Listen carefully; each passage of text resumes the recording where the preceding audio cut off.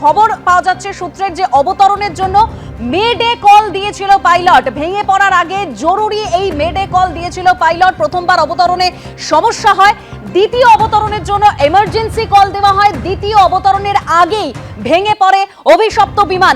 আর কি তথ্য পাওয়া যাচ্ছে আমরা এবার প্রতিনিধিদের সঙ্গে কথা বলবো। আমাদের প্রতিনিধি ব্রতদীপ ভট্টাচার্য রয়েছেন আমাদের সঙ্গে। ব্রতদীপ, দেখো, আজকে সকালে এই বিমানে করে মুম্বাই থেকে বারামতির উদ্দেশ্যে রওনা দিয়েছিলেন উপমুখ্যমন্ত্রী অজিত পাওয়ার, এবং বারামতিতে যখন বিমানটি অবতরণের চেষ্টা করে প্রথমবার সেটা অবতরণ চেষ্টা সেটা বিফল হয়, সেই অবতরণের চেষ্টা বিফল হয় এবং তারপরে দ্বিতীয়বার আবার অবতরণ করার চেষ্টা করে বিমানটি।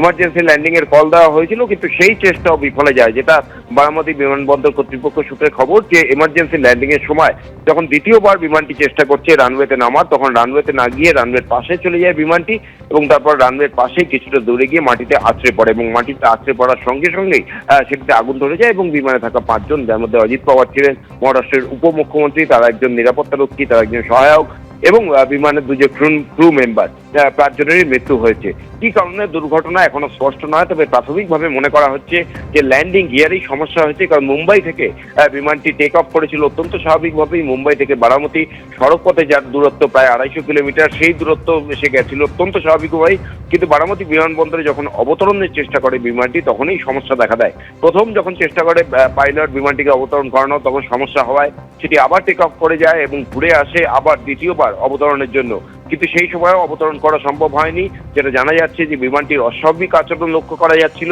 রানওয়েতে না গিয়ে। ব্রতদীপ, তুমি আমাদের সঙ্গে থাকো। বিমানটি অবতরণ করা সম্ভব হয়নি এবং দ্বিতীয়বার অবতরণ সম্ভব না হওয়ার পর একেবারে বিপত্তি ঘটে যায়। যে ছবি আমরা দেখতে পাচ্ছি, একদম বিমানের সামনের অংশটি মুখ থুবড়ে পড়ে। আমাদের সঙ্গে ক্যাপ্টেন আশরাফ শেখ এই মুহূর্তে রয়েছেন, অবসরপ্রাপ্ত পাইলট। ক্যাপ্টেন শেখ, মানে যেটা জানতে চাইবো, যেটা বারবার আপনিও বলছিলেন যে একাধিক ত্রুটির কথা, সেক্ষেত্রে এরকম ধরনের বিমান যেটা 15 বছরের পুরনো, সেটা তো মেনটেনেন্স তো আরো বেশি করে দরকার, আরো বেশি করে সেটা খতিয়ে দেখা দরকার। তাহলে কি নজরদারির কোথাও একটা আপনি অভাব দেখতে পাচ্ছেন এখনো পর্যন্ত যা যা তথ্য সামনে আসছে? মেনটেনেন্সের প্লেনের এয়ারক্রাফট, প্রত্যেকটা প্লেনের লগবুক থাকে, মেনটেনেন্সেরও একটা বুক থাকে।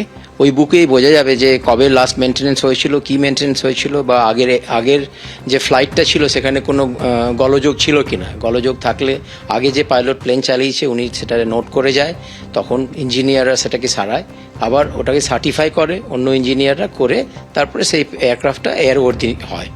তো সেই এখন ইনভেস্টিগেশন করে ওগুলো দেখতে হবে যে মেনটেনেন্স রিলিজ যেটা ছিল লগবুক, সেই মেনটেনেন্স রিলিজে কিছু কি গোলযোগ আছে বা ছিল, বা থাকা সত্ত্বেও পাইলট সেটা নিয়ে এসছে। এগুলো ওই ইনভেস্টিগেশন হলেই আমরা বুঝতে পারবো যে মেনটেনেন্সের জন্য এটা কিছু হয়েছে কি না। বা যেহেতু এখানে আপনারা বলছেন, আমি তো আপনাদের কাছ থেকেই শুনছি যে এটা সেকেন্ড টাইম ল্যান্ড করতে এসে এটা রানওয়ে সাইডে ক্র্যাশ হয়ে যায়, তখন এখানে বোঝা যাচ্ছে যে আর যেটা আমরা দেখলাম ওয়েদারটা আমাদেরকে আরেকবার দেখানোর দরকার আছে যে ওখানে কুয়াশা ছিল কিনা, কুয়াশা ছাড়া আর কোনো ওয়েদারের কোনো প্রবলেম ছিল কিনা। বাট যেটা আমরা নেট চেক করে দেখলাম যে ওয়েদার ঠিকই ছিল। তো ওয়েদার যদি ঠিক ছিল তখন সেকেন্ড বার ল্যান্ড করতে আসছে, তো সেটা একটু অস্বাভাবিক লাগছে আমারও যে সেকেন্ডবার কেন আসছে। অনেক সময় হয় কি, প্রথমবার যেহেতু এটা রানওয়েটা ছোট ছিল, রানওয়ে 1700 মিটার্স, মানে 1.7 কিলোমিটার এটা রানওয়ে। তো সেটা একটু মানে যখন ধরুন কলকাতা এয়ারপোর্টের রানওয়ে, সেটা 3.5 থেকে 4 কিলোমিটার, জাস্ট যদি আপনি কম্প্যারিজন করেন। তো সেই সূত্রে এটা এক ছোট রানওয়ে, যেহেতু এটা লোকাল ছোট শহরের মধ্যে এটা স্বাভাবিকই হয়, ছোট রানওয়ে থাকে।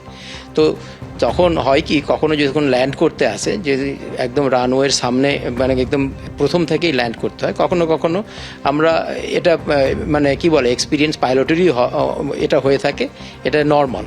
তো কখনো কখনো যখন আমরা দেখি যে রানওয়েটা আমাদের কাছে শর্ট লাগছে, যে আমরা ঠিক পয়েন্টে ল্যান্ড করতে পারি না, তখন আমরা গো অ্যারাউন্ড করি, মানে আবার ঘুরে এসে ল্যান্ড করি।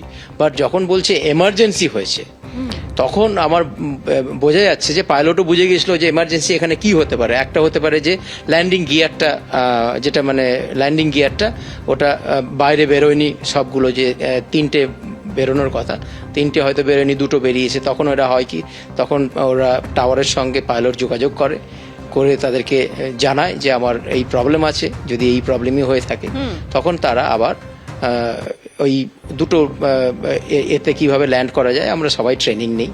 এবিপি আনন্দ, এগিয়ে থাকে, এগিয়ে রাখে।